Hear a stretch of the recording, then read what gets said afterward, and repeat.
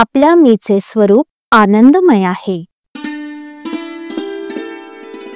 इच्छित वस्तू मिळणं यात समाधान असतंच असं नाही.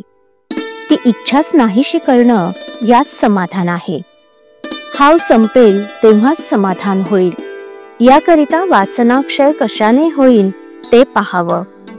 कशात सुख आहे, कशाची कास धरावी, इकडे लक्ष द्यावं.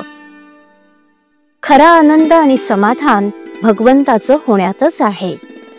भगवंता, तुझ्या वाचून माझं कोणी नाही, हे ज्या दिवशी मनाने पक्क ठरवलं त्याच दिवशी समाधान मिळेल. जितकी विषयाची आवड धरावी तितकं दुःखच पदरात येतं. विषय सुख न मागताही येतं. परंतु जे परमार्थाच्या आड येणार आहे ते मागत कशाला राहायचं. माझ्या मागे राम आहे म्हटलं म्हणजे प्रपंचातल्या विषयात जरी राहिलो तरी भिण्याचं कारण नाही. भगवंताचा आधार कायम ठेवला की मग विषयांची नाही भीती वाटत. नेहमी अनुसंधानात राहिलं म्हणजे मग सावधच राहिल्यासारखं आहे. दिवाळी हा आनंदाचा दिवस असतो, पण दिवाळीचा दिवस हा इतर दिवसांसारखाच असतो.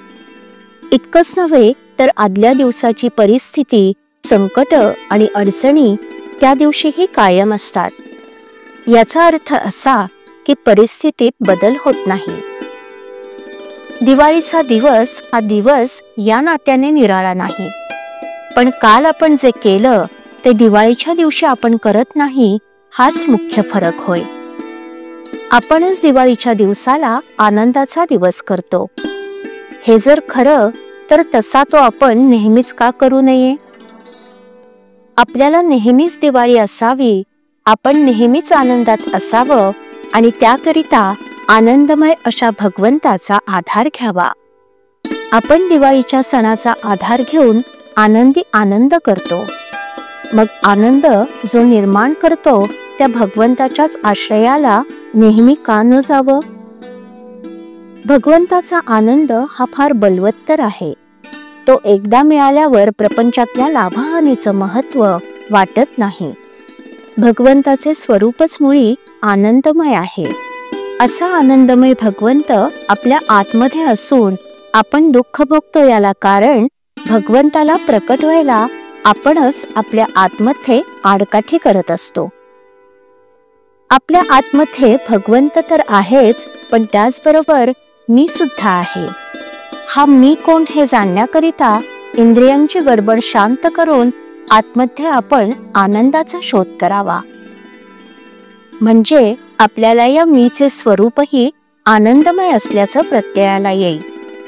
अशी परमात्म्याची ओळख करून घेणं ही खरी जीवनाची सुरुवात आहे आणि परमात्म्यात विलीन होणं हे जीवनाचं सर्वस्व होय. श्रीराम.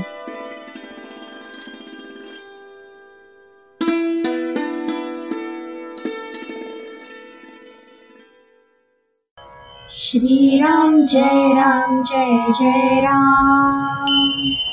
श्रीराम जय राम जय जय राम. श्रीराम जय राम जय जय राम. श्रीराम जय राम जय जय राम. श्रीराम जय राम जय जय राम. श्रीराम जय राम जय जय राम. श्रीराम जय राम जय जय राम. श्रीराम जय राम जय जय राम.